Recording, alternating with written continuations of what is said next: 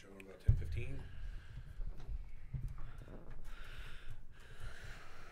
Sasquatch Super Show. The Super Show Extravaganza. Gotta make sure you get some good plugs in for state history. Yeah, sure. Armand didn't. I was thinking back. I don't think he even. He wouldn't mention it. He usually does. Usually I prompt him to. Nah, he did cross promotion is beyond his. Out of his scope. Yeah. He, if he's not paid to do it, not going to happen. We got a little bit.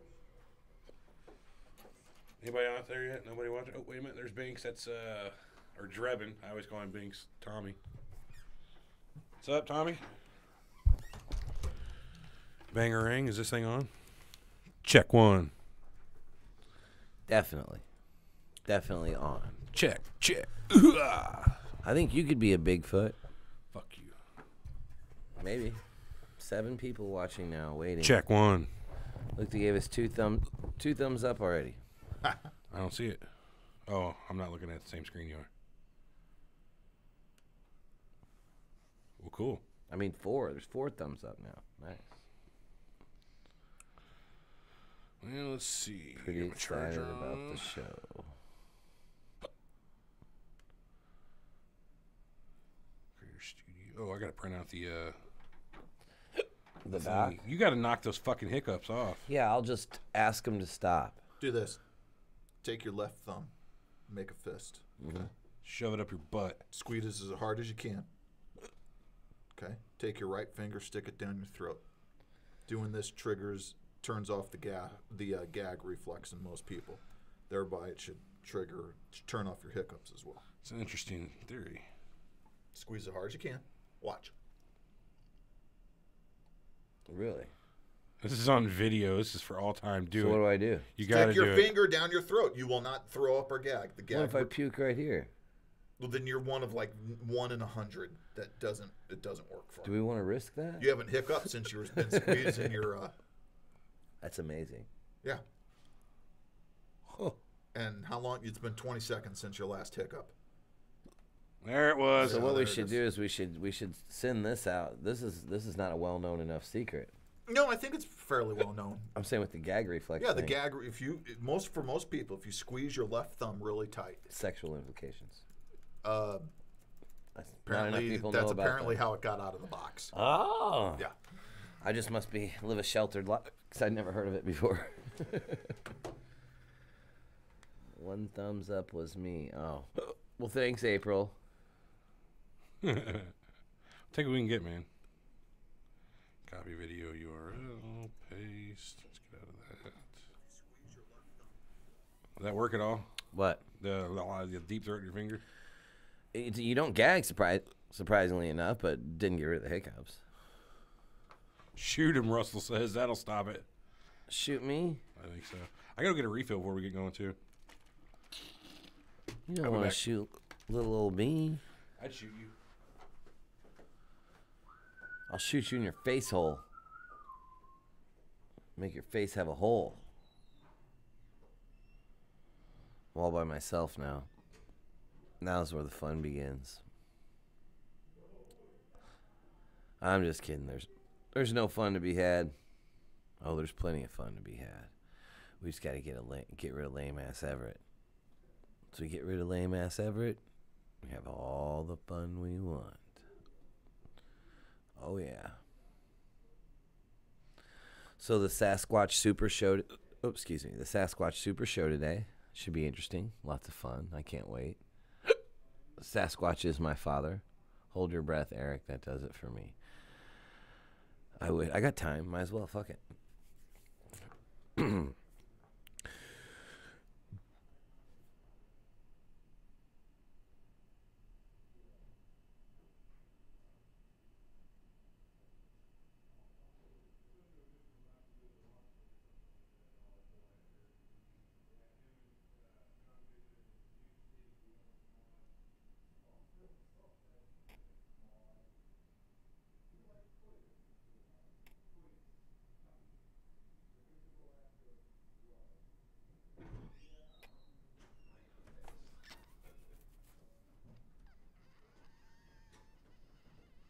All right, I'm back. Tony's making some coffee. Making coffee. Are you still trying? I tried to scare him, Jess. Apparently, I'm not scary enough. That might Check, have 1, worked, 2. Victor. What's that? Pull some step. Hey, what do you think about this angle from the mic? You can see me pretty good, and it sounds good. You I wish we could see you tilt yours less. back. Fuck you. What's up, Marissa? I saw Ape there earlier. What's up, Ape?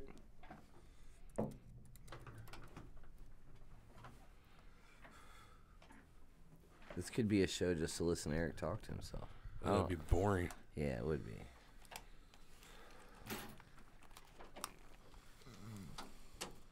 Do do do do. I gotta wear Prince.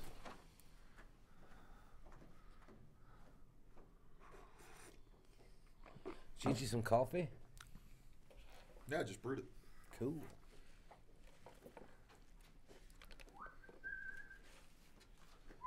Ah, gosh, yes, gracias. Whoa, we got pages and pages. Yeah, I had a little time this week.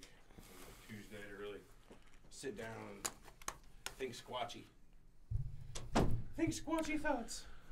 So we're sitting down with Sasquatch now. Sasquatch, how are you doing today? I'm good. Fine. Check, check. Hoo-ah, Duffman. Hoo-ah. Hang with me here. Connecting up to the Internet? digital audio workstation. Is that right? That's what you call that computer over there. I don't know if I believe that. You know, I like the smell of coffee. Coffee smells good. Man, I remember one time I was backed up real good, and Tony's like, just drink a big cup of coffee, it'll work. So I drank this twice the size of that cup of coffee, easy. Nothing. Nothing? Not right then. Not for days. Oh. Mm.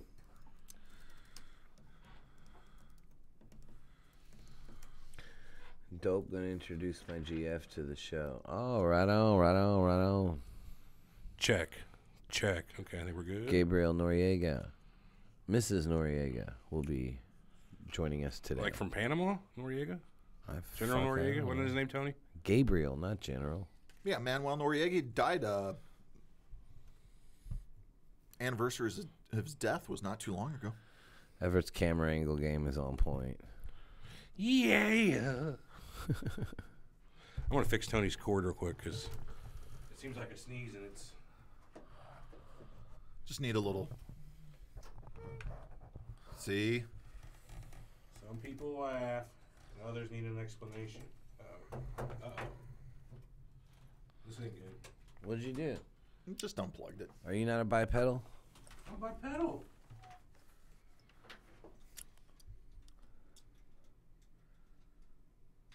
I would like an intern to come in here and straighten the cords on these things every day. That'd be nice. Because that's almost why I've quit using this studio. Because the setup time was just so long. Sit here for 20 minutes waiting for them. Right. All right, check, check. Everybody good? Yep. You guys ready to start the show? Oh, yeah. All right, I'm fix my hat because I need it. That's his uncle. Uncle Gabriel says, Manuel Noriega. I can't tell if he's trolling or that's true. He's trolling. Let's hope it's true. Yeah, I mean, that would be neat. You guys ready? Here we go. I think. Do I need the actual 8 seconds after hold the on. fact or what? I forgot to put the... Okay, ready?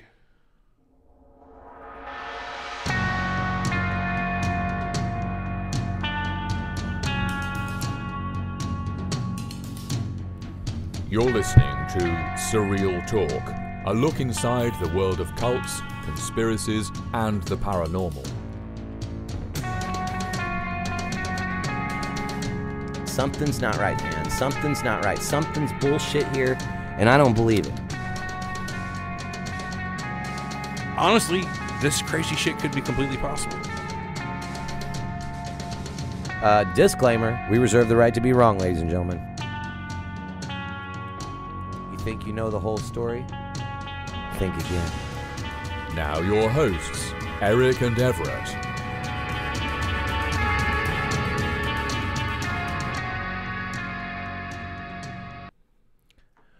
Welcome to Surreal Talk, a look inside the world of cults, conspiracies, and the paranormal, a lineupmedia.fm production.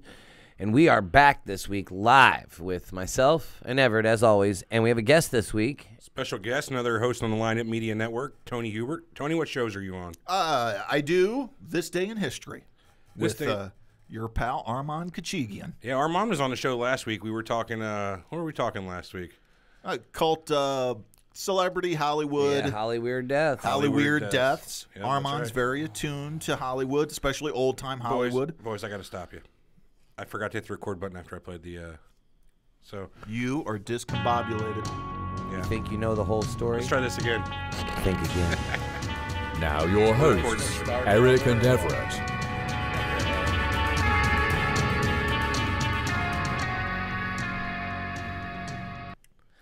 Welcome to Surreal Talk, a look inside the world of cults, conspiracies, and the paranormal, lineupmedia.fm production. And we are back this week with Everett and myself, as always, and we have a guest with us. Our guest is... Our guest is Tony Hubert. He's another guy that works on the network with us on lineupmedia.fm. He's a host on the show. He's been on all kinds of our shows, but you got a main show you're doing now. What show is that, Tony? This Day in History.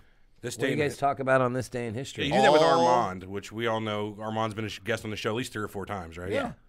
He's kind of a fan favorite and a fan least favorite, so to speak. But That would seem to be about right. he has his days. Sometimes he gets on here and he seems like a sex crazed maniac like Pepe He is. Le Pew. And other And days, some he days drops he's like knowledge he's like bombs. professor, And knowledge. he is. Yep. I've told him that he should do his own podcast called This Day in the History of Sex.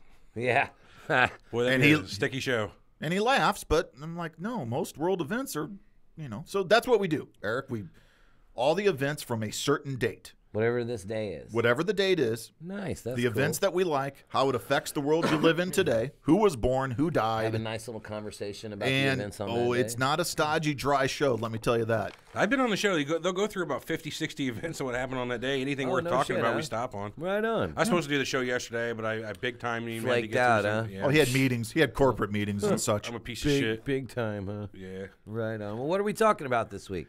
Today is what we're calling the Super Sasquatch Show, or the Super Sasquatch Super Show. We never really settled on it. Sasquatch Super Show. Okay, I guess that's it. The Sasquatch Super Show. We're going to be talking about. I liked Sasquatch Extravaganza, but Everett didn't like, he didn't know how to spell that. We're going to talk about old Sass, the any type of Bigfoot, from the Yeti, the abominable snowman, the European Wildman. We're going to get to all kinds of that stuff, and have all kinds of discussion about everything around Bigfoot. If you're big and you got feet, we're finally gonna- No, that's not accurate. That's not accurate at all. We're finally going to have another pop culture segment. It's been a while since we did pop culture. On Yes, the it topic. has. Yes, it has. Not really worthy topics for pop culture recently, but That's all right. That's all right. so let's hop into it. Bigfoot. Is Bigfoot a pre-sapient ancestor? of Well, our hang on. humans? Before we start out, Just- let's get... just is- I'm jumping. Right, yeah, Yeah, I say. hang on though. Let's get everyone's general preconceptions about Bigfoot. Everyone can what Fine, we that's fair. consider Bigfoot to be. Generally, You want to when jump right into it. Tony's got the most interesting belief system on the Bigfoot thing that anybody has. Oh well, let's hear it. So I was talking to Tony through the week about this, and I asked him if he wanted to be on the show because I've heard him talk about Bigfoot before. He doesn't believe in Bigfoot. Nope, Which isn't hard to believe. I don't. I wish it was true. I wish it was real. I want it to be real. Oh, it's cool. But the strange thing is, the abominable snowman, the Yeti, Yeah, that's real. he believes in that. Okay, so wait, hang on. So let me stop you there. So how? It's not like love and marriage. You can't have one without the other. Yeah, they're not mutually exclusive here. Come on. I mean, this is true. So do you think it's like there's a better survival rate for like a bipedal hominid or bipedal ape? We haven't even established that the Yeti is bipedal. You've seen tracks in the Himalayas and things like that. Bears can walk on 2 feet. That doesn't mean. Doesn't mean they're bipedal. Here's what I think the Yeti is. Okay, It's simply a mountain gorilla that at some point that's fucking in Snow the gorilla. in the history Snow of gorilla. history of time, was able to survive in the Himalayas, just like the mountain gorillas in Africa. Which, by the way, 120 years ago, nobody Nobody believed believed. were real. That's true. Nobody believed the giant gorillas were real. Yeah, the silverbacks. Yeah. Nobody. No. really. Yes. Huh. If you I didn't- an that- 1850 today I learned, a 'cause I book did not know a that. book in 1850 would not have no record of a gorilla in it. A book in 1910 would. No shit. Yeah, Right. I did not know that they were. I That think new a of Yeti discovery. is simply a mountain gorilla for the Himalayas that may or may not still be around. Maybe they caught it at the tail end. Now, do you think that the Yeti could possibly be in other cold mountain regions, or would it just be strictly the Himalaya? What's the only mountains? place we've heard? Well, it's the only reports? place you have testimony that sort of goes along with that of a gorilla. I mean, even the artifact they have of it looks like the top of the head of a silverback gorilla. No shit. So you think that the Yeti could just possibly be just a fucking gorilla who wandered up there and they evolved to get their white hair, much like a polar bear would have done. Two things would have had to happen, I think, in evolution. One, maybe yes, it turned, naturally it was Necessity is the mother of evolution. the necessity for the pigmentation of the hair to change to Yes. white.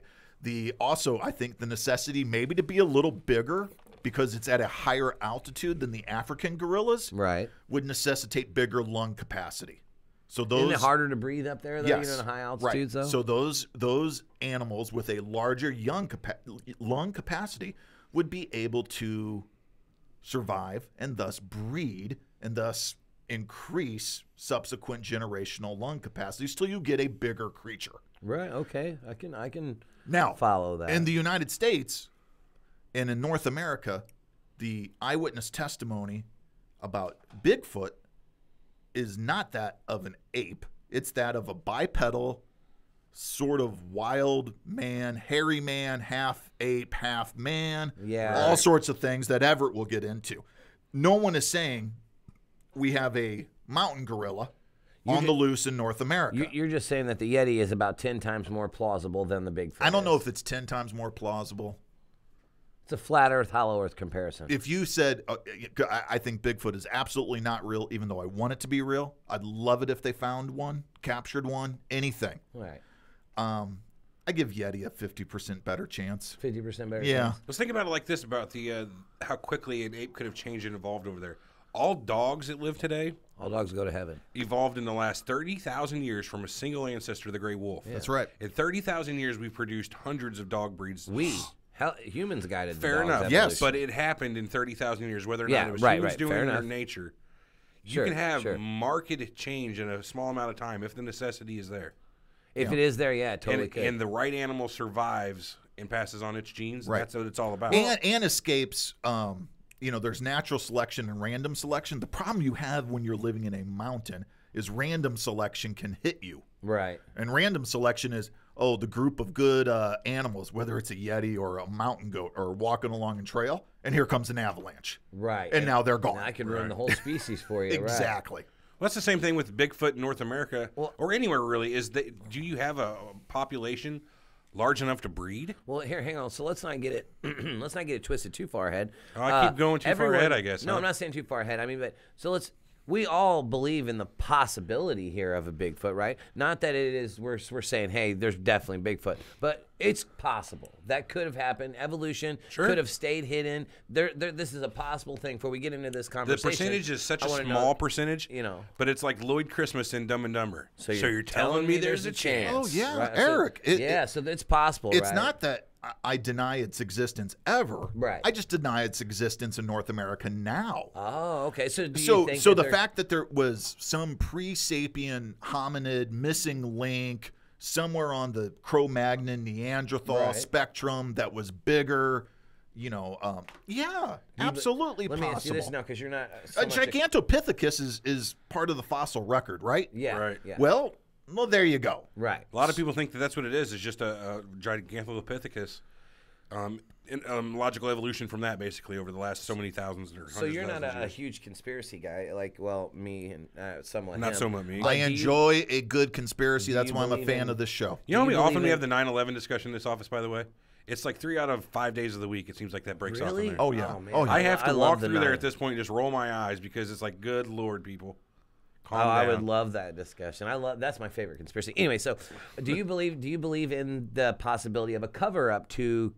I don't know why So, or what the I've end game heard- would be, but do you believe in a possibility of a cover up for No, this? I don't. Okay. I do love the conspiracy theory, though. I enjoy a good conspiracy theory that the government knows that Sasquatches exist and somehow protect them. Right. That I find fascinating that's pretty- on Well, there many are levels. There are laws on the books. I believe Canada has a law, Bigfoot protection and I think law. maybe even North Dakota has a law. I don't know about. Well, North you Dakota. should, and here's why. Well, You they're should. ultra endangered. No, even if they don't exist, here's why.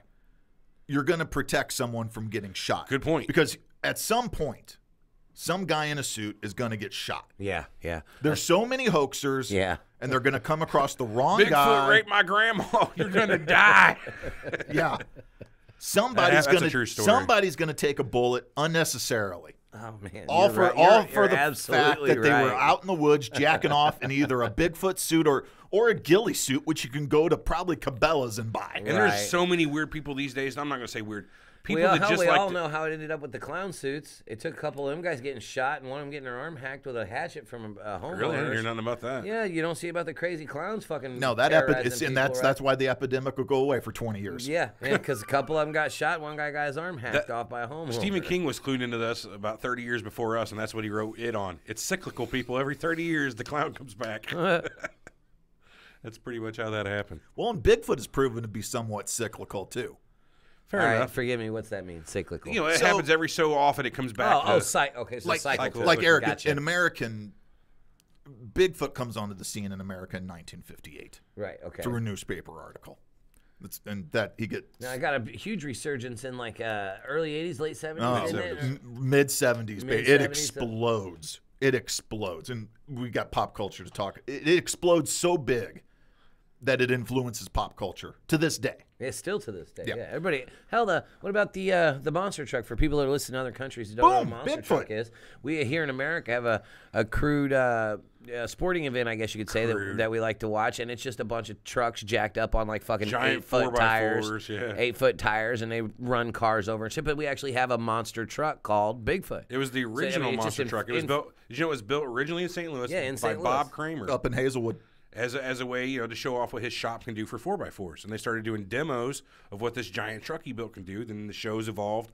Other people started doing it. They turned it into an actual competition. Yeah, I now they can't do tell if them it's a all. lot like wrestling because I think it kind of is. Who's going to win at the end of the night? Yeah, probably. it's probably And they get into fights. Oh, you fucking popped my tire. I'm going to run in front of your car. right. It's right. a show. It's a show. But anyway, we're not show. talking about monster trucks. But yeah, Bigfoot is so deep in our culture through movies, and TV shows, and Bigfoot's ingrained in my DNA. even Well, it is. commercials.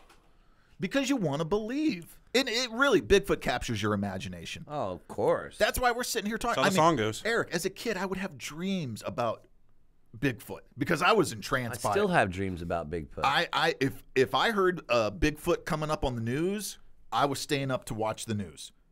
Well, here's the problem.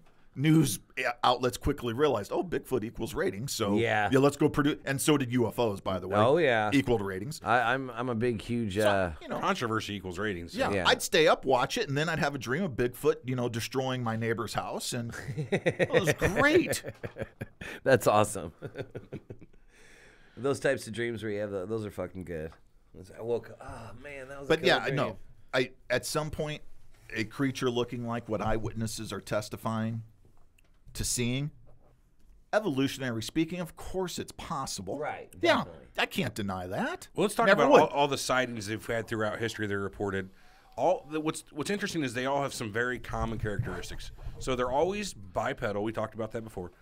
Generally, always hairy, though the hair can change from being completely hairy like Chewbacca to patchy just on the arms with a bare chest like a gorilla. I've seen it like sheep-like, even like a wool, even Like I've a seen curly hair type Not, of- not that I've seen all kind of different Had an afro? Sasquatch, but no, but I've seen like illustrations or them portrayed as being like like thick, like wool, like from a sheep. Almost matted. Yeah, Sure. yeah, actually.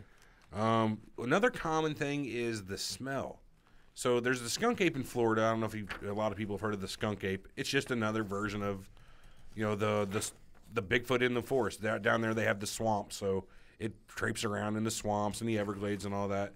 And they all have a musky type of smell, they say. Not all of them, but it's very common to have a really bad smell. Yeah, you would too if you'd been out in nature for. Yeah, think about it. I don't For- have, I have a No little bit shit, of hair. they and don't shower. I smell bad after an hour or two outside. Right. So imagine I mean, living do you out think there. Bigfoot wipes? Oh no, yeah, no. There's no No. ass wiping going on for No. Bigfoot. Well, that depends. Is the There's amount no of hygiene. the amount of evasion Bigfoot does? And my wife and I were talking about this earlier. He's He's Bin got to have a Laden, little. like- He's got to have a little bit of intelligence. So if I had intelligence, I'd wipe my ass. I think that's one of the first things you figure out you got to do when you become smart. Hey, I got a problem. I got to take care of this. Yeah, well, you'll realize every So time no after you problem. take a shit, you know, you got a rash down there for a day or two. So. Right? And with all that hair, you're going to want to figure something out. Ah, dingleberries. You probably don't get a rash. You probably get matted up ass hair. Just think about that. Ugh, that's rough. Then think about the natural body odor that's just caught up in all the hair. I bet that motherfucker. I bet you could smell Bigfoot from fucking. I mean, Well, that's what 100 feet people away. say. So many. Here's what I have to say about eyewitnesses. I do believe people feel that they've seen something. Right, right. You know, I think they're being honest. I think a lot of the people are being honest that they've seen something. A lot of people say, I don't know what the hell They I believe saw. they did. Yeah, but I can be know I deceiving, saw though. something. But a lot of them have reported, well, the first thing I noticed was an overwhelming stench. Man, yeah, that's Now, that's been pretty common.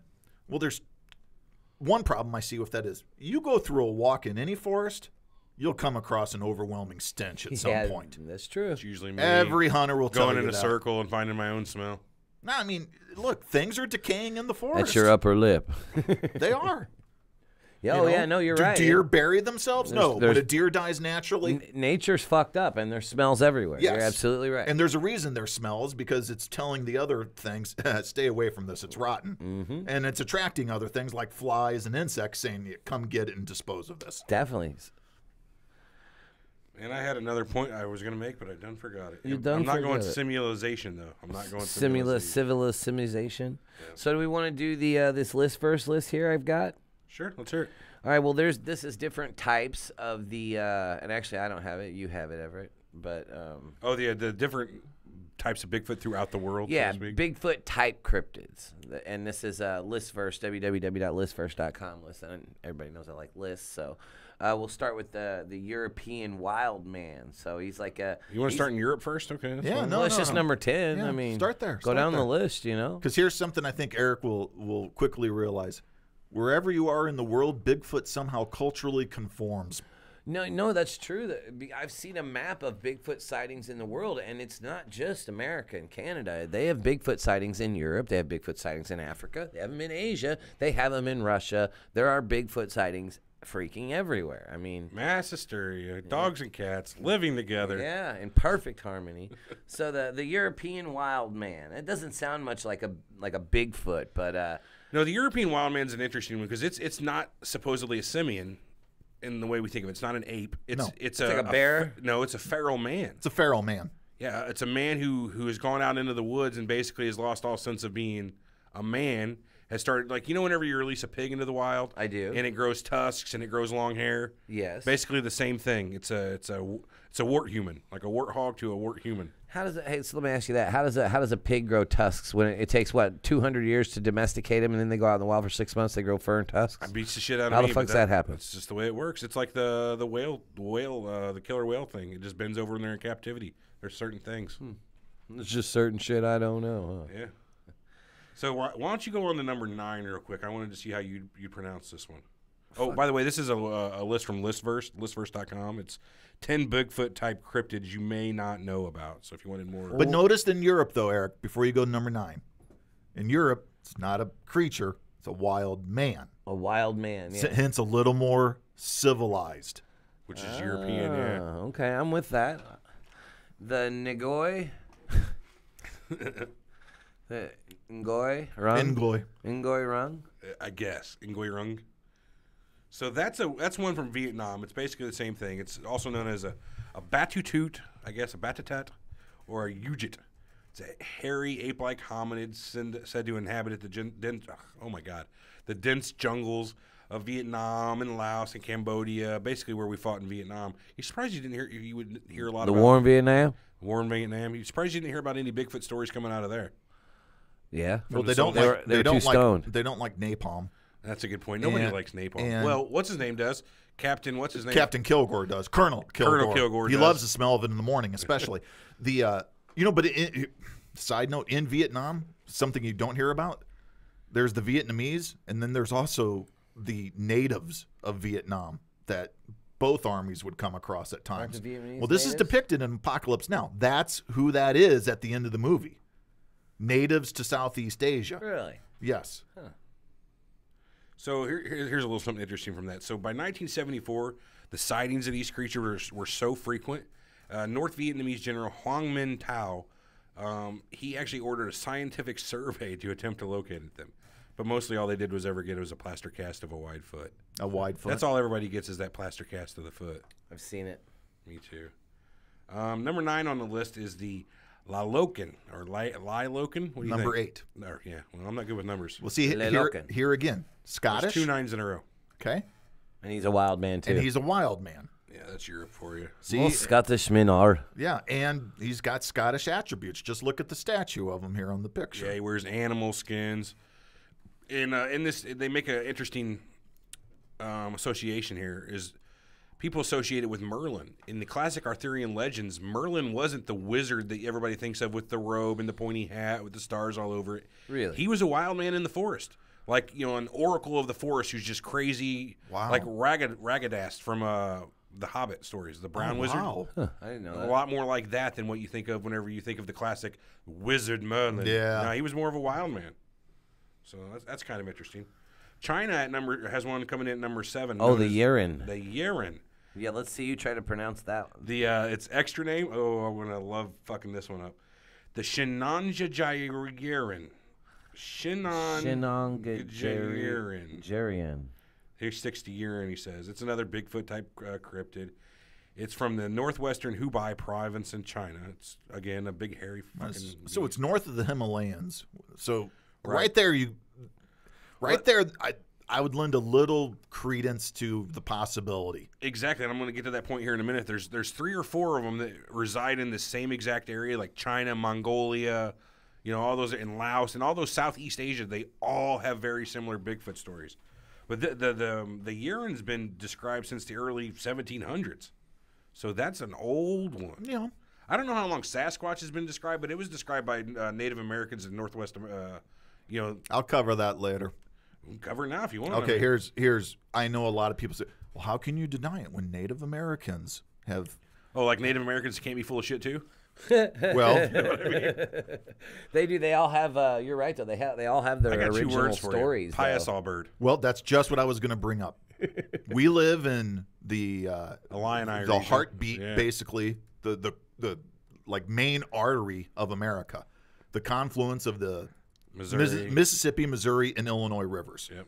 Okay, the Piasol bird is a long-standing legend, and it's depicted on cliffs as you walk, go up the Mississippi River north of Alton, Illinois. Let's stop real quick. For those who haven't listened to our cryptids episode, the Piasol bird is a local legend we have of a giant fucking part dragon, part bird, part bat, part deer, with a giant 15-foot tail that used to be huge. It would swoop down and take people until the Illini finally rose up and Chief Sam Squanch or whatever shot him with an arrow and killed him and fell into the river. Right. Anyway, carry on. So, here's something.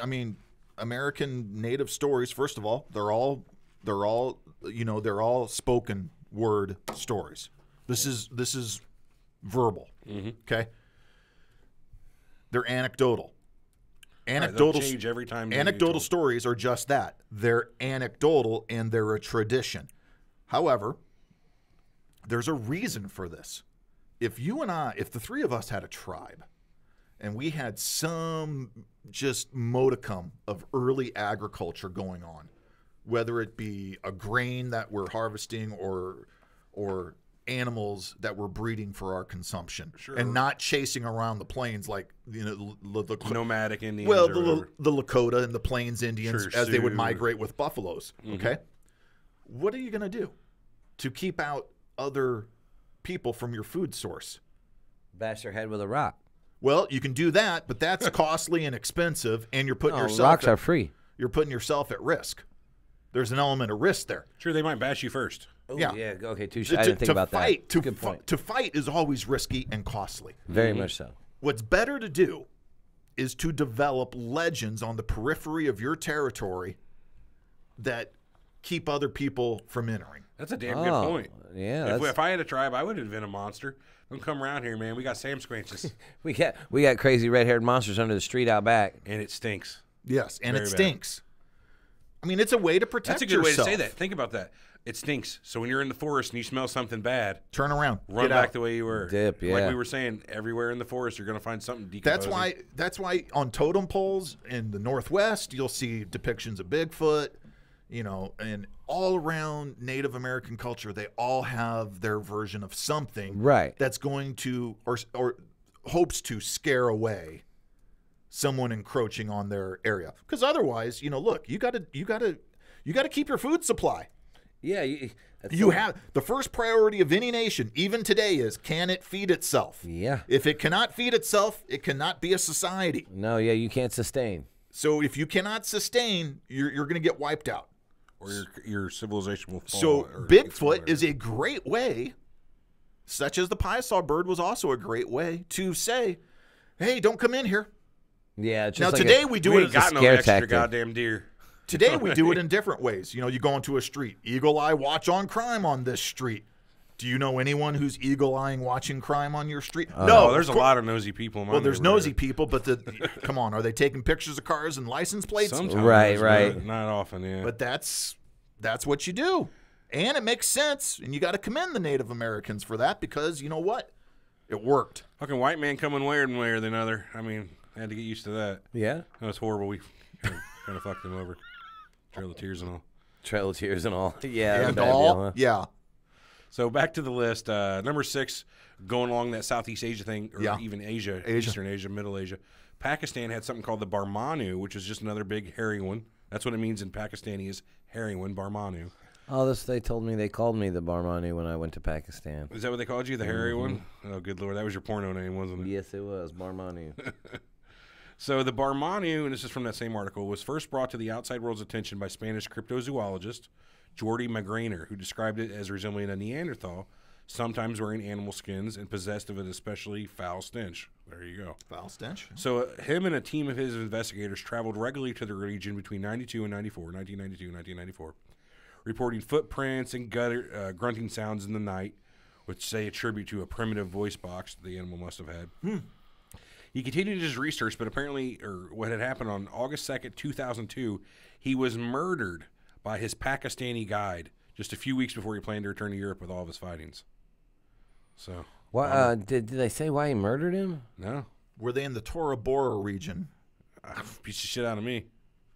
Wow, that guy Is just that fucking particularly murdered war-torn? him. Well, no, not in 2002, but you got to remember that, those northern provinces of Pakistan, again, you're mountainous. That's where Osama Beyond bin Laden remote, hit that- out. exactly. Tora Bora. I used to play chess. No, you didn't. No, chess, or the Barmanu and Osama played chess. That's why we killed him. The Barmanu, he knew too much. I don't believe that. All right, going on the list. One of my favorites, and everybody's heard of this one, the Alma. Tell me you both have heard of the Alma. I've heard of the Alma. It's a Mongolian version of it. Another, Central Asian, Mongols. Eastern, Southeastern Asia example of Well, this would be Asian plains up in Mongolia. fair. That's kind of Central Asia, isn't it? Yeah. Yeah. But again, this is more of a wild man version of the story, just like we have in Asia.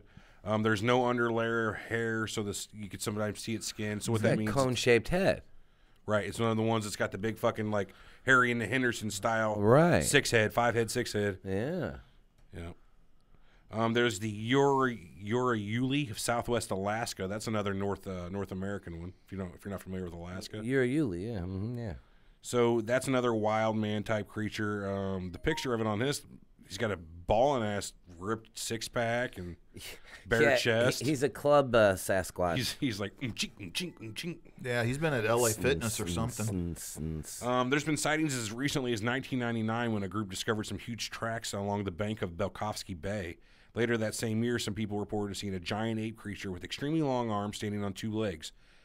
They go on to say terrifyingly that the creature was described as standing over 4 meters tall, which is 13 foot. Oh, my God. Wow. Can you fucking imagine? All right, now Robert Wadlow, the world's tallest man ever 8 foot recorded. 8 foot 11 and 1/2. Now we're inches. 4 feet above Robert Wadlow. Yeah, it makes Robert Waddle look like a bitch. 10 foot maybe, on. but what is it, 13 foot? So wait, hang on. Now we're up into my favorite conspiracy. We're into giants now. Yeah, that's a giant. That's a We're- giant. We're into giants now. Yeah. Is what that is. And whenever you get giants on, you got to automatically bring up the Smithsonian, as Eric would always remind us. Definitely, because Why do you always bring up the Smithsonian with giants? Because all the skeletons that have been found in the mounds, the mound builders were giants. All the mounds around North America, they were allegedly built by the giants. And the Smithsonian covers up all of their excavations and findings because it doesn't fit the Darwinian mold, the Darwinian model. Well, that's interesting.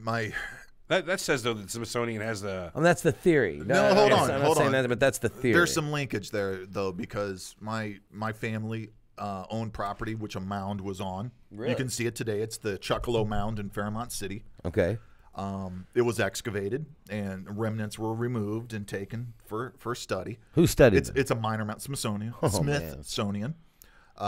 It's a minor mound. It's not. Right. It's probably from, just to walk up, it maybe 10 to 12 feet tops. Right. That's a decent mound, though, because you think about Snakebound in Ohio, yay high, a foot, a meter tall. Yeah, but it's not the 40 It's to not the 50 Cahokia foot mound of and the, shit. Shit, those are hundreds Now, of foot tall, granted, I don't know, for people not familiar with this area, as the crow flies, it's 3 miles from the big mound at Cahokia, the Great Mound. Yes. But since it was on his property, they had to get his the family's permission to excavate and everything, and they found remains and everything. It is what it is. It's a burial, Right. But yeah, it was the Smithsonian, I think, with the University of Massachusetts or another northeastern school. Yeah, because that's a lot of the big argument whenever you're talking about giants is that they've found, like, have you ever seen the pictures of, like, so everybody's seen some, they found them. It's been covered up by the Smithsonian, because that would totally destroy, like, evolution if there were these, or just at least the written history of North America. How come the Smithsonian themselves have a buy-in that Darwin is correct? That's what I always wondered. Why? What fucking, I don't think they do have a dollar buy-in. do they have in the game? I don't think that they do. Well, I mean, they it's like an evolution. And they spend so much money on on those diagrams of monkey to man. Is that what you're saying? They can't adjust the diagrams. Right. You would think that they would and should. I mean, that's what science is about, changing your mind upon new, introduction of new evidence. You have to be moldable. You have to be flexible. If it was real, they'd get it out there. You think so? Yes. What reason do they have to keep it? I mean, look, they get out new dinosaurs whenever they can. we believe in evolution. Of course, there's also another As theory. soon as they caught a coelacanth, Coelacanth, the coelacanth. Fish. That's been fucking They got 65 that out million there. years. They thought Really? it was extinct. I didn't know that. They're On really. the north coast of Africa. I mean, they don't get any further research money by keeping things under wraps. Right. Well, I mean, yeah, that we know of. Black budgets, bud. We'll pay you to not show that. Okay, Yeah. I'm just giving you shit, man. So there was a number 3 on the list is the Nitaewo, Nittaewo. I wish these had pronunciations on these lists. That would really be handy. Not that I would probably be able to get I those. think it goes however you want. Sometimes the man. pronunciation spellings are harder to read than the actual word. Oh, hell yeah. It's weird. So this was in Sri Lanka. Now see this is interesting when you get it onto an island. Right. Yeah, where the fuck did it go? It had to be hunted or... Well, it had to come off of India and the subcontinent in some fashion, but then had to be stranded in terms of evolution on the island. They were described as far back as the 1st century AD by Pliny the Elder. Apparently they have historical records in Sri Lanka going back 2,000 years. Oh, yeah. 2,000 Really? years old, sure. Huh. But the legend claims that there were Vedas responsible for eliminating... The Vedas were themselves like a real tribe of people back in the day. They were responsible for eliminating the entire Nitaewo race, which they trapped in a cave. So I guess they got sick of them, ran them up in a cave, and caused them to... They piled firewood around the entrance to the cave and set it alight, causing them to suffocate And from they the got smoke. randomly selected for extinction. Nitaewo. The Veda describes the Nitaewo as an orangutan-like climbers a little over 3 feet tall, covered in dark red fur. So that goes back to the whole question you had. Not a Bigfoot. When does it become a Bigfoot and not just a regular foot or a little foot? Can I give Right. a few things on when it becomes a Bigfoot? Yeah, let's hit it up. Open forum here, bud. You can just jump in whenever you want. I think we got to say 7'6" and above. 7.5 feet and above. Yeah. Yao Ming and higher. I But I think guess we have to say a body sort of mass. But let me ask you this though: if you saw a 7-foot bipedal ape-like creature in the woods, you're still going to consider that a Bigfoot. Hey, what if it's That's adolescent? It's 7 feet. Yeah, that's the thing. How come no one ever reports seeing kid Baby big Bigfoot? feet? Yeah, little feet. Yeah. Littlefoot. And not the Mini band. Sass. I saw them in 1983. Baby Yeah, Sass. good band. Yeah, good band. We'll get there. No. They were in a movie. They lived on the moon. Who? The Little Feet. The Little Feet. They, No one ever reports Jawa. seeing a teenage Bigfoot. No. Seeing a prepubescent Bigfoot. Yeah, one got problems and skateboarding Right. and shit. Let's sidetrack real quick here, and let's assume that Bigfoot is real, lives in the Northwest United States.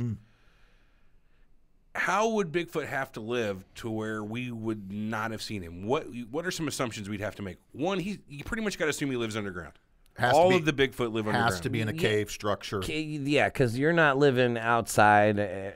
Just in any fucking, kind of close to a no. above ground den. You're not living in the trees. No. And really your entrance to your cave, if you're living in a cave, it better be fucking well hidden. I mean, because, dude, the chances, here's my thing with Bigfoot. The chances of us not finding a Bigfoot by now are just slim to none. Now, I can understand if it was like the Marianas Trench. There's no humans been down there hardly. Yeah. A couple There's been times. 3. That's why I said a couple times there's been humans down there, but people don't go walking around down there. It's not like this is a very well, above the water, there's, not much space to hide here. There's some chance over the next 50 years or the last 50 years, somebody's going to see you. Right. If they have a entrance to a cave mouth that they're coming in and out of, and anybody walks by it, you're going to see dozens of prints. Traffic, yeah, any the kind of traffic for that. Well, yeah. there's another thing, though. I think it has to hibernate.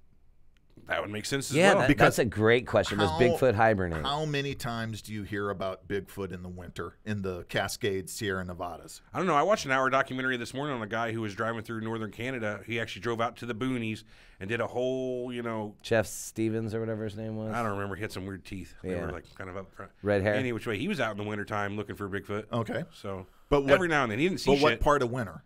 You still Oh, see it was bears in the winter. snow. It was the snowy part, Okay, wasn't it, okay. Yeah, Everett? the real snowy part. Because I would think what a Bigfoot would, assuming again real, if you're 7.5 feet tall and you're weighing 500, 600 pounds, yes, you can move through snow, but do you want to? Do you want to expend that kind of no. energy? Think because about how the matted that would be caloric, on your hair if like all the ice you'd be carrying with you. but Oh, the yeah. caloric necessity, the calories that you're going to burn Good point. versus the calories that you could possibly intake in the winter do not match up. No. That's why I think yes, caves, and yes, it has to hibernate in some form. Yeah. Or at least, That's if not hibernating, store up food. Yeah, like chipmunks and shit, squirrels. Yes. Yeah, that's a very good point, man. I mean, it's got to hibernate because I don't know how that it could.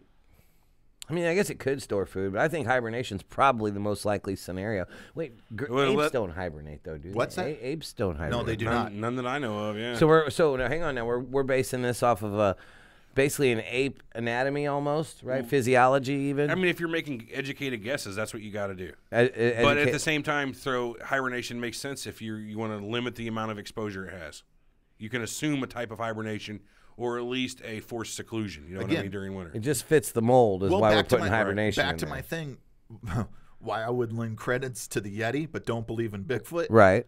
Well, the Yeti is adapted to an environment that is always pretty much that environment, unless it wants to drop down to the tree line. Right. Okay. Oh, that's a great point. Bigfoot is in a very adaptable environment that goes from spring, summer, fall, winter. Yeah. In the Cascades and the Brooks Mountain Ranges, Pacific and Northwest, the Great what do you call it, the North Denali Range, Denali in Alaska. in Alaska, Sierra Nevadas. Sure. All the classic spots that it's ever been seen have seasonal weather.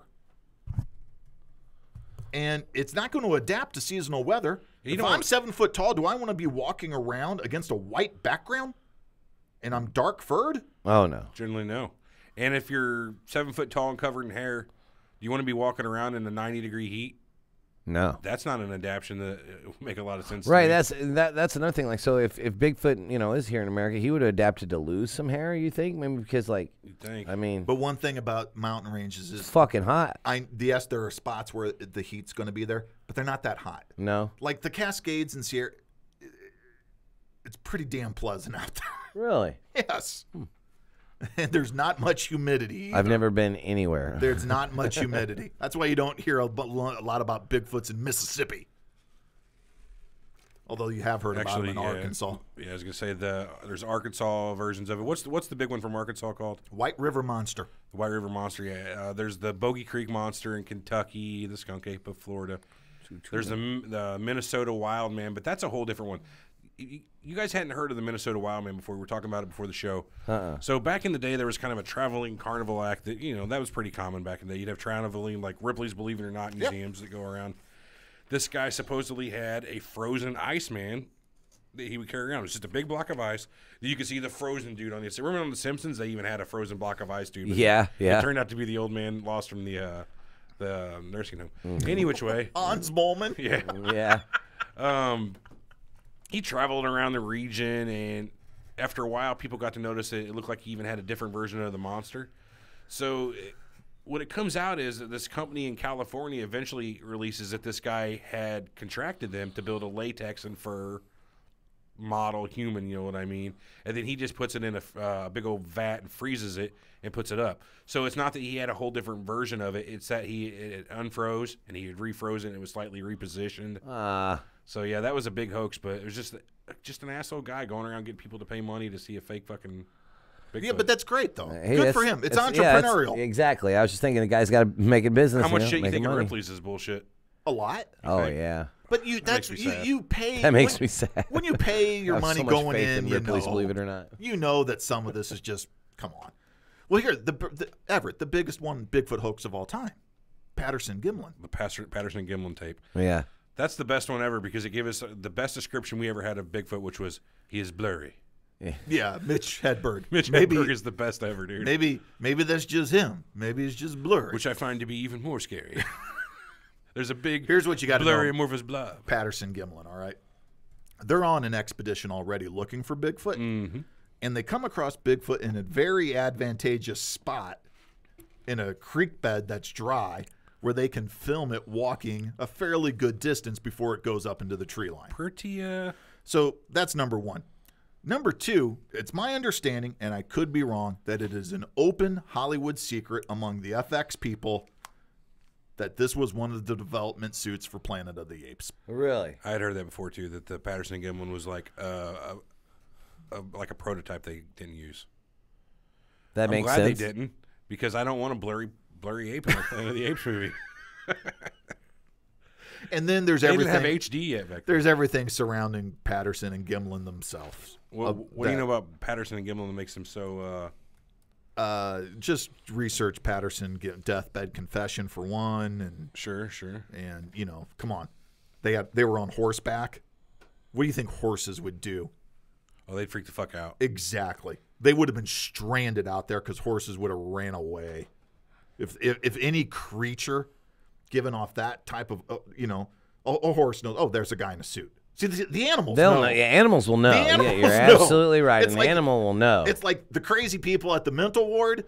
They know the guy who comes in is not crazy and in beds with them. Oh yeah, they can tell that shit. They know right away. Yeah. Oh, you're pretty normal, aren't you? Yeah. Around here, we get some crazy guys. Look out over there. He's eating the puzzle. Anyway.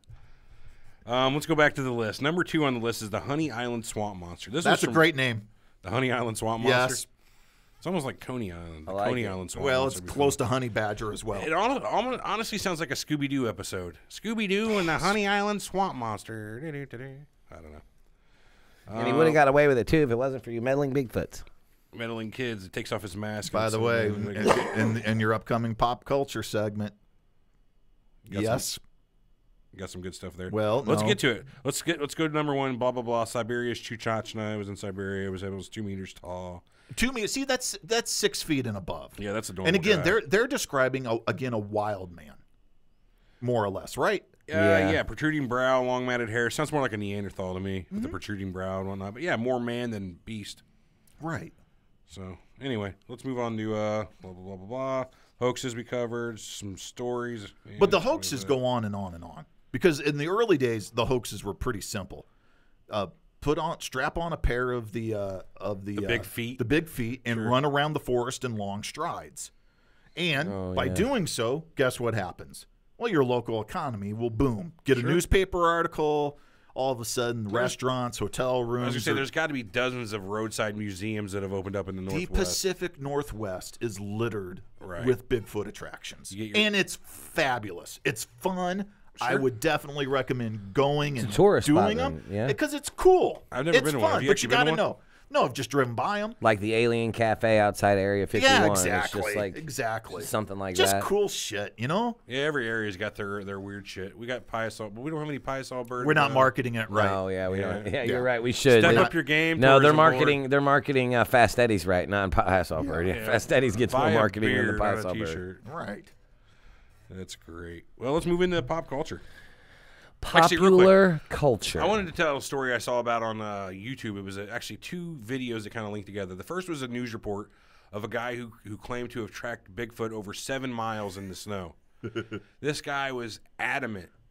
He caught onto a trail and he was out. Tracked him 7 miles? In the snow. Okay. He found the prints. He took pictures of them. They had it on the news, showed the prints and everything. He was hype.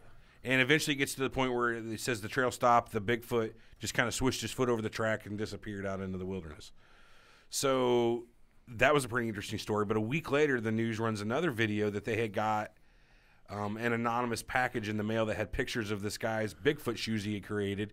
And the story that they were fucking with another friend of theirs had nothing to do with this guy. And didn't even know he was there. But they were out messing with their buddy walking through the forest creating these big with these Bigfoot shoes on? With these Bigfoot shoes. Get the fuck out of here. And this guy found them. But whenever the news contacted the guy and said, hey, we got the pictures of these shoes that match your tracks. He's like, no, it's a Bigfoot.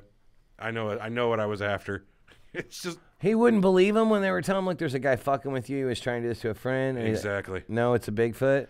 That's how some people get. You know what I mean? He's invested at this point. I was on the fucking news saying I believe in Bigfoot. It was a Bigfoot. It was Bigfoot. Hard-headed. I mean, that's America for you. We're all hardheads. Yeah. Well, confirmation bias. Yep. That's what it is. Sure is. Okay, pop culture. Pop culture. Harry and the Hendersons, man. First and foremost. That's your favorite Bigfoot movie? No, that's my favorite Bigfoot movie. Oh, it's a good Bigfoot movie. And John Lithgow. It's not first and Don foremost. Amici. Yes. John and Don Amici. Yeah. From Cocoon. What would you consider first and foremost in Bigfoot pop culture? I'm older than you guys. Okay. True. So you got to remember, prior to 1958 in America, there's really no Bigfoot sightings. Okay. They get the newspaper article in, starts going. You're going to tell us about a magazine, aren't you? You get Patterson-Gimlin in 67. I don't know. You get Planet of the Apes in 69. You damn dirty apes. By that time, everybody's now seeing Bigfoot all over the place. And the high water mark of the 70s, Eric, if you were a kid in the 70s, there was one show on Sunday night at 7 o'clock that you tuned into. What was it? The Bionic Man. $6 million man. $6 million man. Steve Austin. He wasn't a Bigfoot, though, Hold on. Okay. I'm going to tell you. Okay. He's like, shut up. Let me fucking follow me here. Right. The high water mark of the 70s for a kid would either be Evel Knievel jumping some stuff or the 2-part episode of the Bionic Man, the $6 million man, meets Bigfoot. Meets Bigfoot. I watched this on YouTube. And I made Everett watch it. Was it epic? It's epic. Oh, nice. It's so bad. I mean, take how bad you think they would have fucked up making a Bigfoot suit and a fight in the 70s on a network TV show, and triple how bad it is. That's what you're getting at. That rough, huh? I suggest anybody listening get on YouTube and search $6 million man Bigfoot. In fact, as soon as you type $6 million man, it's the first thing that's the first thing that comes up as the next word. That's great. That's fucking great. That is, I mean, that's how big it was. I'm telling you, my life was dominated by these things like Evel Knievel, semi-trucks, and Bigfoot. Semi-trucks, hell yeah. If you could have, like... Yeah, that convoy and all kinds of shit. Yeah, if you could have merged BJ and the bear with BJ and Harry. If you could have made the bear... A Bigfoot? A Bigfoot? That would have been awesome. Driving the truck? Best TV show ever. I would have never stepped away. I'd been glued the whole time. Next, now that happens in, I think, 74, 75, maybe, Bionic Man episode. But next up is one everyone kind of glosses over. Bigfoot is such a huge-ass deal in American culture that George Lucas, who, by the way, is from where? What do you mean? Who was it? Sorry. George Lucas. George Lucas. Fuck, I don't know. And where does he live now? Couldn't tell you. Northern California. Yeah. San Bernardino, right? Puts Bigfoot into Star Wars. Oh, yes, Chewie. Chewie. If we don't have this Bigfoot phenomena... Chewie's like a pivotal character. We don't have Wookiees. That's a good point. I mean, Man, there's you no way you just come up with what a fucking Wookiee is on You're your own. right. You're right. That's an excellent point. Without the Bigfoot conspiracy, He does that in episode 4. In episode 5, they have the fucking Wampa. They the go abominable abominable snowman. That's the thing that oh attacks Luke yeah, at the that's beginning right. of it. Right before he gets put in the They tauntaun. took the tauntaun horns and stuck it on a fucking Yeti. Turned him down. It was exactly the same That thing. was a fucking Yeti. That the thing that That's exactly what it that was a was. fucking Yeti. Wow, that's and nuts, I man. still contend we will be treated to a Wampa Wookiee showdown at some point. I want to see a Wampa Wookiee hybrid. Did you know that? What was it? Chewie cut that dude's arm off in the original version of that. In what was it? In Chewie didn't episode cut nobody's 7. arm off. No, this was an edited scene. In episode 7, in that bar, he cut in Maz Kanata's bar. He originally went in with them and ripped some dude's arm off right out of its socket to like go back to the old ones. Like Wookiees don't rip people's That's arms right. out of socket. Episode 4. Yeah, is that what it was? Yeah, but there was a scene that he actually did that. He did. Cool. Right. Because that was another. Again, that wasn't that Bigfoot lore. Mm-hmm. That they catch you, they basically rip your limb. arms there out. you go. Yeah, rip your limb from limb. Bigfoot is so big that episode 4 and episode 5 And episode then 6. episode 6 we get Ewoks. Yeah. Let's go. They're Let's so make cute. cute little big feet. Mini big feet. Yeah, little big feet. Jawa. Little foot. Jawa. They had to have something for no. Princess Leia. How does it go? Donk, donk. So I Donk, guess donk, donk, donk, donk, No, donk. no. I guess in that sense of thinking, Bigfoot gave us Barf because he's a parody of you're Chewie. right. Oh yeah. I'm a Mog. Half man, half dog. I'm my own best best He's a friend. parody of Chewie. And then you get to Harry and the Hendersons. Oh, Frank Reynolds has a great one. Bugs Bunny had a run-in with the Yeti. He did that monster, the big orange monster. Catch him and creep in my All very of my own days. Come on, George. Yeah, come on, George. That was pretty like a lot of the old Bugs Bunny. That was pretty mean to like slow people. Oh well, Yeah. that's based on George from Of Mice and Men, I get that, but or is still, it Lenny? That was It's, Lenny. it's based Lenny. on Lenny. Yeah. Well, that's why he says George. Yeah, exactly. On a list I found on IMDb for the top 25 Bigfoot movies you must see, Oh boy, number 1 was Harry and the Hendersons. Harry Yeah. Henderson's a great movie. my father-in-law, I'm not kidding, thought that was real. Oh man. He This said, is "What a do you mean?" documentary. He goes, "I thought they trained this monkey thing." I said, "No, that's a suit." Come on. For real? Train though? this I'm monkey dead thing. serious. Oh shit. He just Bigfoot thought is it was real. some primate that they. And what? That they and Harry and trained. Henderson? Yes. Henderson's. That's beautiful. We had to man. convince him said. that Harry Great. was not real. That's beautiful. Now That's he also has a lifetime supply of peanut butter army rations for the apocalypse when that comes, so he'll be covered. Hell yeah, peanut butter's good. Gross. I like peanut butter. Gross. In the little servant bag. Oh hell, I can Yeah. eat shit out of any Okay. peanut butter. I like peanut So, butter. Eric, you turned me on to this one before today, and just one thing I didn't even know about was Les Stroud, the Survivor Man from Yeah. the Survivor Man TV show. He had a which, in couple my good opinion, scary. He swears up and down though. he's the most legit of the Survivor Men, in my opinion. He makes Bear Grylls look like a bitch because all his shit is like scenarios that they create and present. I don't doubt that the guy could survive, but we're not seeing him survive. No. He's better than any of those other guys. I like the dual survivor guys. Is Les Stroud the one with the bandana? Yes. Yeah. Yeah, I saw that one. Dude, what about like Naked and Afraid? You ever see that? No, it's not my thing. That's a survival show too. Anyway, sorry. Go ahead. But like I was saying, he's the one I believe the most. I believe he's military. Long story short, he believes he had a run-in with a Bigfoot. So the story goes, he's out filming an episode. It's like day 3 or day 4 or 5. He's setting up some. He's collecting grass and baling it up to create a bedding for him to sleep in that night. Right. Well, he gets done doing the part where he's filming him doing the grass. He's actually doing the work now to create his place where he's got to sleep tonight. And he over by the trees, he starts to hear a little bit of a rustle, and he looks over and he sees a big shadowy figure across the front of the tree face kind of take off. He can't really get a good look at it, but in his mind, what he believes he saw was more than likely a Bigfoot. And if Les Stroud, of all people, can't say that it was, I think I saw a bear, I think I saw a moose. Well, he can tell you, like, he listens to things like how close their steps are in the leaves, how Right. heavy they're sounding. So, I mean, like, this guy's a pure nature enthusiast. He's you know a what I'm saying? tracker and all kinds Yeah, of shit. exactly. So, for him to come out and say, like, It this, wasn't no I fucking know bear. definitively it was not a bear. You know, for him to come out and say this, like, you got, like, okay, he's right. You know what I mean? He's not saying it's Bigfoot, but he knows definitively it's not a bear. You know what I mean? It's food for thought. Yeah, definitely. I was thinking too. Do you think that a moose could be mistaken for a Bigfoot. Sure. Think if you're standing Mooses are huge, dude. yeah, like they could be 12, 13 foot tall at the top of the head. They got the giant rack. Yeah. If you're far enough away and it's kind of dusk, what you might see is a giant chested being with a huge old head, what looks like arms coming up menacingly. Do You know what I mean?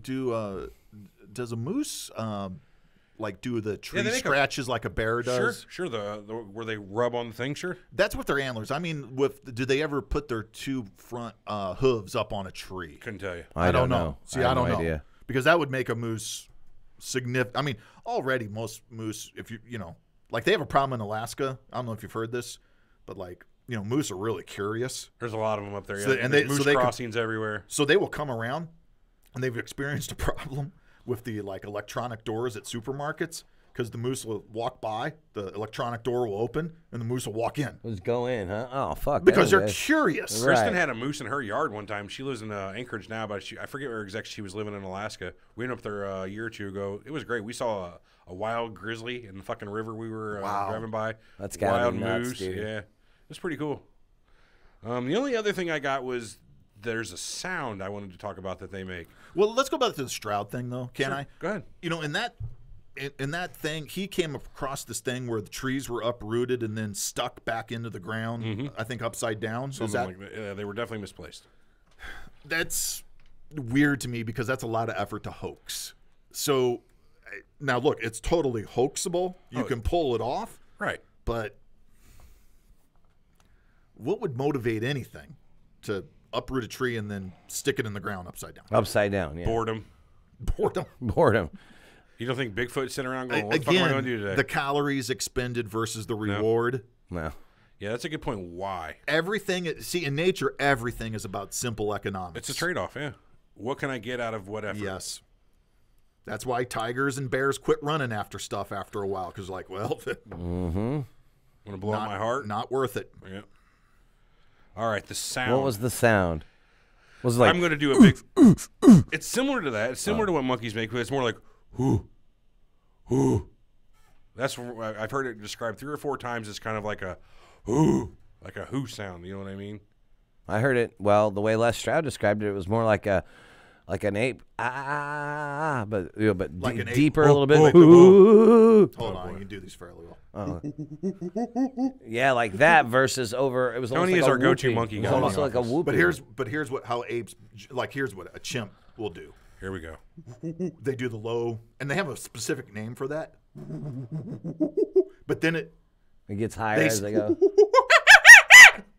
Nice. That was fucking good. Yeah, he's our go-to monkey guy. Yeah, that was. But have you I'm impressed? See, when you go to a zoo, though, you don't get to hear the gorillas doing their thing. No, though. not their natural Not shit. generally. No. Yeah. So, the only thing I've ever heard a gorilla do is like one morning early at a zoo. I've seen him it do did the that, chest yeah. thing, I've and it seen him beat the sounded chest. nothing like I thought it would It sounds sound. hollow whenever they It do it. sounds hollow. Yeah, like thunk, thunk, thunk, thunk, thunk. Right. I was like, what is that? And then I look over and he just did that for a couple beats, and I'm like, oh my God, that's how that sounds? Yeah, gnarly, dude. They hit their chest. Do, do, do, do, do, do, do. Fuck with me, son. is what Yeah. they're saying. Yeah. Dare you? All right, that's all I had for today. What else you guys got? Yeah, Anything? that's it. I mean, kind of a short show today, but it's Bigfoot. What are you gonna do? I got the reasons, though, that I don't think it exists. Oh yeah, Let's hear no, it. yeah. Let's Whatever run you through got, I them for want. sure. This is Bigfoot in North America. These are This is why Tony's Bigfoot. top 10. No, it's not reasons- mine, Oh, but okay.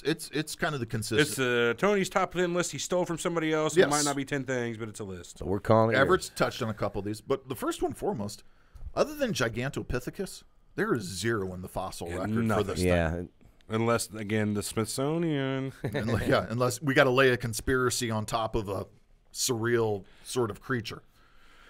You brought up breeding population. Mm-hmm.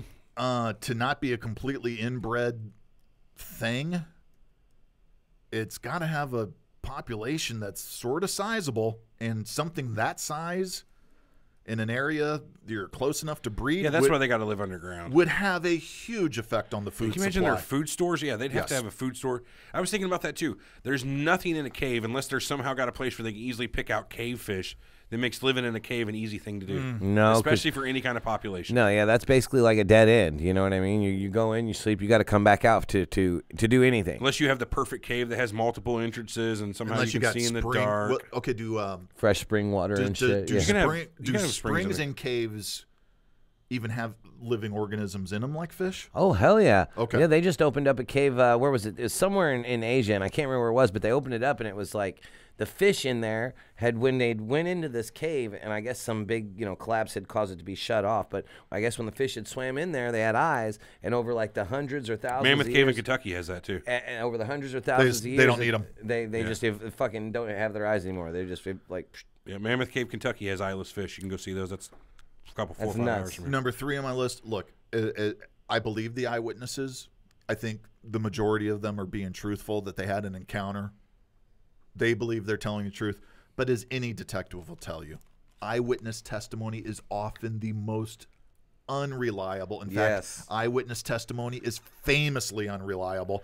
If you took my wife and I, and we watched the same event, you will get 2 very distinct stories. Oh yeah, that's definitely. the great thing about it. You can have 2 people tell the stories, and as they chain tell it like the game Password down, 8 different sets of ears telling it, retelling it, retelling it. By the time both sets of that stories gets back around, it's 2 different events. Now, a lot of people are going to always say, well, Tony, what about the footprints, man? There's footprints all over the world. Well, here's the thing. First of all, a lot of scientists, Everett, what's your shoe size? 13. I'm at 13. You and I go walking around in mud or snow. If you got right behind us, you'd probably say, yeah, that's a guy with a size 13 shoe. Sure. Give it some time. It morphs. Sure, I can buy that. Now, does it morph into something 18 inches long? And, well, I don't know. It could. Hell, the Bigfoot originally could have been somebody making a snowshoe, and whoever saw it thought, oh, my God, the only thing to make this is a giant fucking foot. And I've seen the things about, well, this animal walks in a way where it lands flat-footed, it doesn't go heel-toe, and it's got a metatarsal break and everything. But here's the problem with any footprint evidence. There's no verifiable empirical standard of evidence to measure it against. You can't go to the museum and pull out the footprint of there's no control. There's no control specimen. Right. So, yeah, but against what? No, that's a good point. Number 5, to this day, and we live in a video age now for 30-plus years. Now we live in the portable video age, the instantaneous video age. The HD portable video age. We still don't have any reliable video.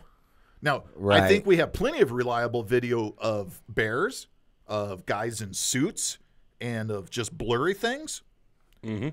But at some point, you need video with distinct facial features. And even then, it's like, okay, that's a really good... Let me ask you this. Extraordinary claims require extraordinary evidence. Yes. If we're still, from time to time, finding greater ape species in the Congo area in Central Africa, and that's so sparsely populated, but we're still doing it, how the fuck... Just to say we are. Okay. We've found species in the past 150 years in the Congo that we never thought they existed. Right. And it's so sparse over there. Think about the American Northwest. Much less sparsely populated. Not nearly as sparse as the Congo. Yet we still can't find this one or any real fucking good evidence of it. And plus we have heat mapping. Do you know the heat signature a Bigfoot would have to put off? 400-pound, fucking 450-pound monster. 700, 600 pounds. Yeah. Huge. If you had the heat, Big. if you had heat vision, you would see a huge bloom. All you'd have to do is fly a helicopter, Pat. That's why I think if you want to believe the cave thing makes sense. Well, it disrupts the heat pattern for all these things, except when they're out foraging for food, which at some point they have to. The Bigfoot wouldn't know. They're not smart enough to know that that's disrupting their heat pattern. You know what they're I mean? not. Yeah. Look, they are not. Maybe they are. Maybe they aren't. No, they're not Arnold Schwarzenegger and Predator. Knowing if I cover Let's myself in talk mud, about this. There you go. Let's talk. How intelligent are these big feet? You know what I mean? Or Yetis. I mean, they're intelligent as an animal, obviously, but like they can't be any. The great apes are highly intelligent by standards, right? They taught. What is it? They've taught Coco 400 words. Yeah. Coco has asked for a cat. Yeah. Okay, so you have to assume at least a baseline of intelligence, I would think, right there. Right. Well, I wouldn't say baseline. I would say that's like probably the best you're going to get out of an ape is what they taught Coco. You know what I mean? I wouldn't say that'd be like an average. Amy from Congo. Amy, bad. Gorilla, bad. Remember the movie Yeah, Congo? Michael Bad. Amy. Yeah, I remember that. I mean, that was pretty smart too. You know, but It's not online to think they could think at least enough to deceive somebody chasing them. You know what I mean? They can. Yeah, but a dog can do the same thing. Like they say, a lot of dogs know 150 plus words. Really? Yes. Get your ball. Get your sock. Get your, Right. I mean, it just goes on and on and on. Parrots know a lot of words too. They just mimic, though. They don't. They may not. Some of them can like actually pick out the. They can objects. pick it out. Yeah. Then they cognitively know what it is. Well, that's Right. good then. Yeah. So I mean, I mean, if I'm gonna believe, I would have to think, Eric, there's some cognitive ability there. Yeah. How much? Yeah, I don't know. But also head size. You know, well, apparently they have 4 heads, 5 heads, 6 heads mean- tall. They got to have pretty brain there. the frontal cortex then- on humans being like this Right. is a big deal, Yeah. evolutionary wise. Yeah, like the Neanderthals with their curled over brow, Yeah, you know, and they're their shitty skull with their shitty little brain. Pronounced brow. Yeah. I don't want to shit all over Well, Neanderthal. If we've got any Neanderthals listening, no, just exactly. don't mind Everett. don't. The hoaxers. Come on. I mean, there is no other thing that has been hoaxed more than the Bigfoot. Loch Ness doesn't even compare. Aliens is a pretty big one, but you're right. Bigfoot's fucking everywhere. Crop circles. Crop circles. Fucking crop circles. Ugh. Crop circles have been hoaxed more, I would say. Really? I mean, think about it. There's been hundreds of thousands of crop circle sightings. Good point. At least hundreds. Well, there's Maybe been hundreds, thousands, right? But it's up there. Still, no one's ever killed one of these and brought it in. Yeah, not a real specimen. Like a year or two ago, somebody claimed to have had one, but it was bullshit. Jesus, that was horrible. The moment I looked at it, I'm like, oh, it's the mask. It looked like the gorilla from Trading Places that got on the train and traded places with the other gorilla. Mm-hmm. You remember this, Eric? I do not. Trading never Places, saw it. Eddie Murphy. No, I've seen it, but it's Dan Aykroyd long time Yeah, ago. exactly. Yeah, I don't it looked remember very exactly well. like the mask that John Belushi puts on in that movie. Look, these things really can't possibly fit into the food chain as we understand it. There's just no way. It doesn't make a lot The of sense. caloric intake necessary on these things This for a is Sasquatchian one. A Yeti, maybe. huge. I mentioned the lack of sightings before 1958. Right. Okay. And then, lastly, we talked about it earlier. It's, well, what about the Native Americans? They've got in their traditions. Well, again, it's just that. It's anecdotal and a tradition. And I think we've pretty much gone over a good reason why. I mean, yeah, without a good recording system of why, somebody came up with the idea that there was a Sasquatch. After 50 years, people might even believe that, we have Sasquatches in our forest. Grandpa made up the idea, but told everybody it was there to keep out the neighbors. Yeah. Well, the grandkids didn't know that Grandpa made it up for a reason. He had a heart attack or whatever. Never told Now we're anybody still- that it was because the neighbors were just I made that shit Yeah. up to keep out the unfavorable Algonquins. people. Yeah. Fuck the Algonquins. Just hated them. And the other, like rock throwing and things like that. Look, go walk through a forest. Yeah, I've been pegged by squirrels plenty of times. See throwing how nuts, much. so- See how many things just come flying out of the air. Yeah, I mean, sticks fall, shit happens. All sorts of stuff falls. You know, it's like, well, they threw. They threw rocks that hit the roof of our cabin. Oh, okay. Yeah. Well, unless you can catch a rock in mid-flight. David Lopan could. no. It's a different story. So, No. Kurt So Russell. again, Or Kurt Russell, yeah. man, I wish this was real. I wish this was really. I do. hear ya. I do. It'd be so much fun. Yeah, odds, though, such a small percentage. Like I said before, telling you there's a chance, though. As I say in the intro, I don't know, man. This crazy shit could be for real. Could be possible. It could be possible. I don't know. Who knows? All right, that's all I got. Yeah, I got no you guys, more. You guys bankrupt on Bigfoot? I'm bankrupt. Morally, emotionally, It was a physically, fun, financially. little topic though to Yeah, discuss. it wasn't bad. Wasn't bad at all. Cryptids are always a good time. I like cryptids. What are we doing next week? I don't know. You know, on our show that Armand and I do, the This Day in History, just about every day we come across an event that's like, man, that's a good Surreal Talk episode. Like, Eric, the other day, it was the anniversary of Pat Garrett killing Billy the Kid. Oh, Fort yeah? Sumter. Yeah, that's See? And there's all sorts of conspiracy there's theories a bunch about it. Yeah. about Pat and Billy connived on this. And Billy the other lived to a ripe day, old age. about 2 weeks ago, was the hanging of the conspirators in the Lincoln assassination. Yeah. And was it Brad Meltzer did an episode of Decoded? It was pretty damn convincing that Wilkes Booth maybe actually got away. Really? I mean, we come across stuff every day. We're like, man, that's a good Surreal Talk episode. Shoot it on over to us. Well, the problem is you do a show once a week. We do one once a day. Well, we do it about 4 times a week. If you're lucky, 5. It'll take us about 2 years to get all 365 days of the year in. Oh, and then no they can way. just stop doing shows because, at that point, history's already happened. Yeah, no, then we'll move to something. Then it's current events. We'll do something really specific. Yeah. I would love to do more shows. It's just the only time I can get away from work is, for the Saturday, though. Victor in the chat saying we need to bring back a conspiracy show. What kind of conspiracies we got that we could do? What do you guys in chat want to hear about?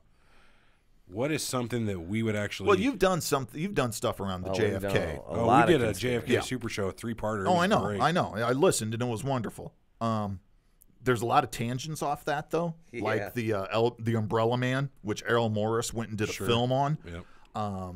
Even the RFK assassination with Sirhan and was he a mind control? Was he a Manchurian candidate type guy? The MK Ultra. Yeah, I read a book. There's one I've been asked. I don't know if you know this, Eric, but I've been asking Eric. I've been asking Everett, your brother, here to do this, which is called Operation Paperclip. Oh yeah, Operation Paperclip. And cool. a lady by the name of Annie Jacobson, who wrote Area 51: A History, which is fascinating because it's not all conspiracy. Now, Paperclip was the one where we got all the Nazi scientists, yes, right? That's yes, right. Okay, good. Right.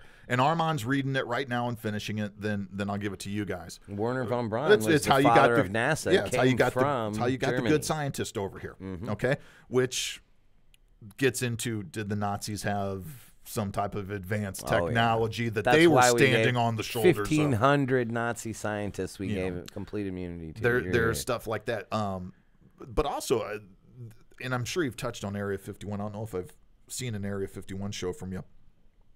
Yeah, we did kind of. We did secret bases. We've talked about aliens plenty, but never. But one Area of the 51. really interesting things about Area 51 is the radar testing they did there to develop stealth. And it's not so much surreal as, holy crap, it's just damn cool. Yeah, when we talked about secret bases, I don't know, 5-6 weeks ago, we went into some of the crazy shit and stories that have happened around Area 51. Not so much alien as like the experimental crafts they'll do and the links they go to make sure, one, that nobody comes into the airspace, and two, the pilot of these experimental crafts don't leave with them. Oh, no. That's kind of the big deal why they have 6 or 7 helicopters and jets around their experimental craft. Do you know, Eric, like at McCarran Airport in Vegas, and I've seen this on TV, but I've also seen it in person. They have unmarked jets. Oh, that fly out to Area 51? And one time staying at the Mandalay Bay, we watched one of the unmarked jets just, load up with the employees. That's how you get to work. Who flew out. And again, these are government Department of Defense people with high security clearances. These jets don't have any of the, how about your mic, man? These jets don't have any of the markings or anything. No, like they're your unmarked. tail number, but all that shit. They're regular 737 type jets. That's what they're for. But yeah, there's they a good take story all their guys out there. In the Annie Jacobson book about Area 51, like how they would mess with people, like a lot of the pilots who would work at the Area 51, but they would live in, say, Burbank, California. Right. So they would literally commute by flying back and forth. Oh, yeah.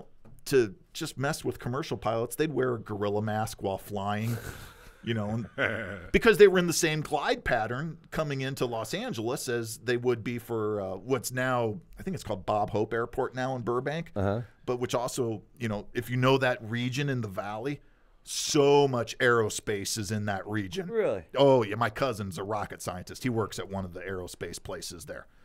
So imagine flying a commercial jet in the 60s and you look over and there's an American, fighter and the pilot is wearing a gorilla mask.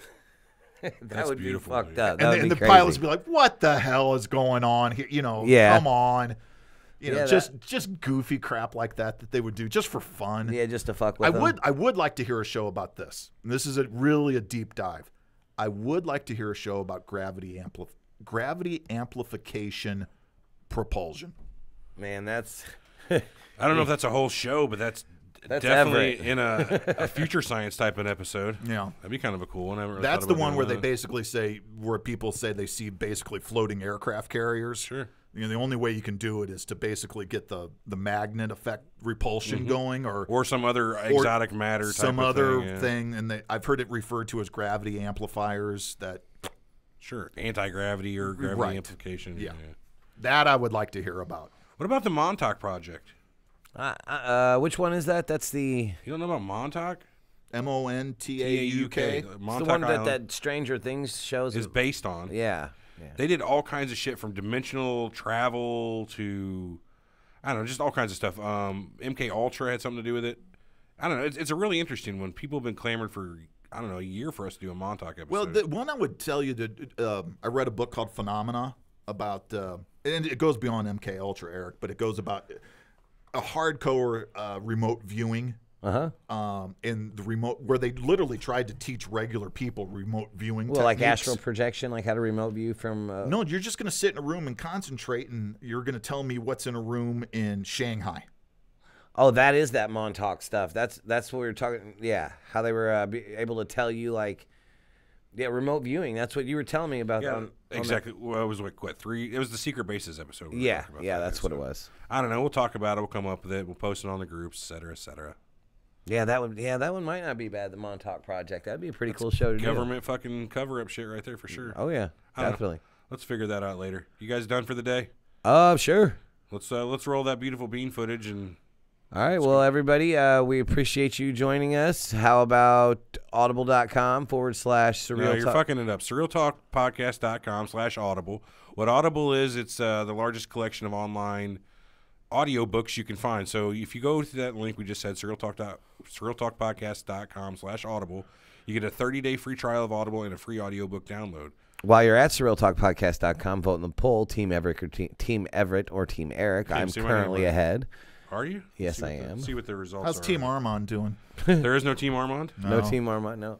Team Eric and Team Everett. I think I'm up 4 or 5 on you. 127 to 121, so you're up 6. I'm up kicking 6 my on ass. you. Nice. Close. All right, good deal. Good deal. We have Support a us- Patreon page. Support us on Patreon. You can go to patreon.com. That's patreon.com/Surreal Talk. What Patreon is, it's kind of like a volunteer subscription service. Yeah, So if you're digging what we do, you helps can go us on. create the content.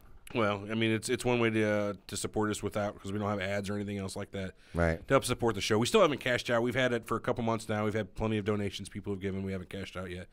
Long story short, we would love to one of these days, but we're not going to do it for a couple bucks.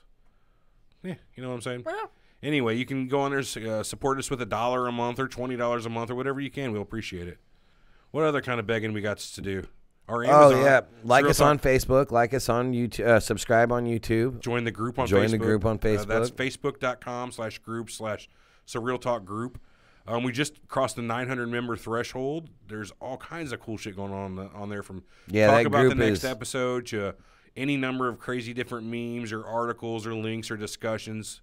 You know, Eric, it's one of the highlights of my day. What's that? My Facebook feed when someone posts, because your fans post such cool content to the group. Oh yeah, they post some funny stuff. I get 20 updates a day. You know, someone posting to Surreal Talk, and I click on a lot of them. Oh yeah. Oh man, I mean, to have a fan base that does that is just awesome. We love our people. Yeah, we get in there, and some of the best times of my day is getting in there talking with people and joking around. And what's cool is everybody in there is similar to us. They don't take the conspiracy or any of the weird stuff too super seriously. We're as everybody knows, we're not those type of conspiracy guys. Yeah, we're not going to argue at you and tell you you're a shill. Though there's a few people in the group that might call you a shill. That's been thrown back and forth. Can you have Alex Jones on this show? I wish we could. I'd have Alex Jones like to on talk here. to him. I'd talk to Alex Jones. He was on Joe Rogan. We're more popular than Joe Rogan, right? No, not at all. You're probably getting. All right, everybody. Thanks for listening this week. We'll catch you next week. Join the group if you want to know what's going on. We may or may not post about it. Yeah. So, all right, that's it. Thanks a lot. Goodbye. See you later. Yeah, we did just over 900 members in the group, and you're right. There's about Still live. 10 or 15. Yeah, it's really cool. Every day It's really cool. We just hit 611 subscribers on YouTube. That's not bad. I think we're up to 3,600 likes on Facebook. We're still live, by the way. Mm-hmm. Oh, I did not know that. You know that. We always stay live. Why'd you take off your headphones and everything? Like 5 minutes worth of shows over today, T.O.? Because my ears were sweating. Surprised you didn't go take a poop. T.O. likes to do that in our Three Horsemen show a lot. Yeah, he just leaves. No shit. Just gets up. Just I'll be gets up back. and leaves. It's fucking great. Raw audio. What's today? The 15th? 15th. ST071517. It's Corey's birthday today. Corey Durbin. Is it? Yep. Would have been anyway. Our cousin, he died in the past year passed from away. cancer. Yeah. He was like a lot like a big brother to me and Eric when we were growing up. Let me tell you something. There's probably a good show, Without a very him, he wouldn't have- serious show, to do on cancer. Yeah. I've Between wanted cancer to. I've medicine. totally wanted to do a show on cancer. I want to do like. and not ultra conspiratorial. Just it's when my buddy, It fits into the weird shit, surreal talk. You know when what I my mean? buddy passed away,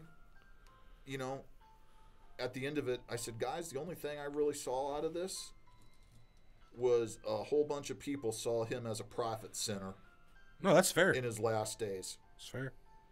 and he went through a lot.